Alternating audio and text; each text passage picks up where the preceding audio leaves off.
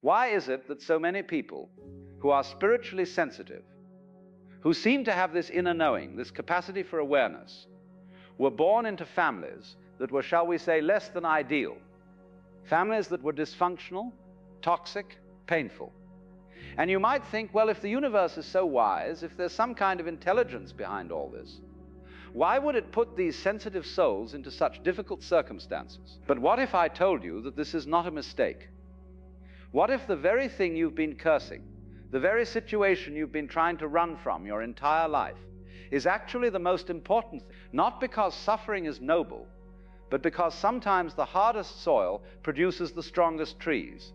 See, we have this notion that spiritual awakening should come through pleasant experiences, through meditation retreats, through reading wise books, through sitting quietly in beautiful gardens. And yes, these things can help. But the real awakening, the kind that shakes you to your bones, often comes through fire. It comes through difficulty.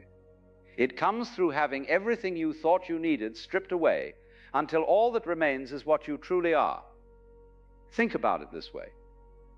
If you were born into a perfectly harmonious family where everyone was kind and understanding, where love flowed freely and naturally, would you ever question anything? Would you ever look deeper? Would you ever have to develop that inner strength, that capacity to see through illusion? Probably not. You'd simply flow along with the current, never knowing there was anything else. But a toxic family, a dysfunctional family, they give you something else entirely. They give you friction. They give you problems that cannot be solved by ordinary means. They give you situations where you cannot simply go along with what everyone else is doing, because what everyone else is doing is clearly mad. And in that friction, in that impossibility, something begins to wake up. Let me put it to you another way. When a grain of sand gets into an oyster, it irritates, it hurts. The oyster cannot simply eject it. So what does the oyster do? It begins to coat the grain of sand with layers of nacre, slowly, patiently, and eventually that irritating grain becomes a pearl. The most beautiful thing the oyster creates comes from the thing that hurt it most. Your toxic family was the grain of sand.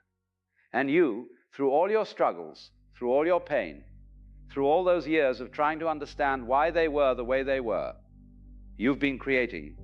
You've been developing something that people born into easy circumstances never have to develop. Wisdom. Real wisdom. Not the kind you read in books, but the kind that comes from having to figure out how to survive when everything around you is chaos. But here's where it gets really interesting. A toxic family doesn't just create problems. It creates a very specific kind of problem. It creates confusion about love. And this, strange as it sounds, is the gateway to awakening. You see, most people never question what love is. They simply accept whatever their family taught them. If their family was loving, they assume that's what love looks like. If their family was distant, they assume love is supposed to be distant. They never have to think about it. They never have to examine it. They simply repeat the pattern. But when you're born into a toxic family, you cannot do this. The pattern is so obviously broken that you cannot simply repeat it. You might try it first. Many do, but eventually something in you rebels. Something in you says, no, this isn't right. This isn't what love is supposed to be. And in that moment of rebellion, in that refusal to accept the pattern, you've taken the first step toward awakening, because now you must figure out for yourself what love actually is. You cannot rely on what you were taught. You cannot trust the programming. You have to go deeper. You have to look within. You have to discover what love means when it's not mixed up with manipulation, with control, with conditions, with all the garbage your family attached to it. Not to suffer, though there was suffering. Not to be damaged, though there was damage. But to be forced to wake up, to be forced to question, to be forced to look deeper than most people ever have to look. Now, I want to be clear about something. This doesn't mean the pain wasn't real. It doesn't mean what happened to you was okay. It doesn't mean you should feel grateful for abuse or neglect or whatever it was your family did. That would be missing the point entirely. The pain was real. The damage was real. What happened to you was not right. But here's the thing about reality. It doesn't care about our ideas of right and wrong. A tree doesn't grow straight by being kept in a greenhouse. It grows straight by being bent by the wind, by having to reach for the light, by having to develop deep roots to keep from being blown over. The wind is not kind. The wind is just wind. But without the wind, the tree would never develop strength.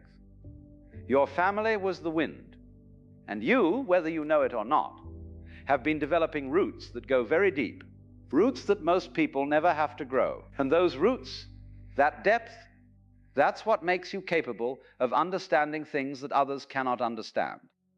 Think about the people you know who had easy childhoods, pleasant, comfortable, everything handed to them.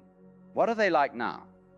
I'm not saying they're bad people, but often they have a certain shallowness to them, don't they? A certain inability to grasp the darker, deeper aspects of life. They live on the surface because they've never had to go beneath it. They believe in fairy tales because their life has been something of a fairy tale.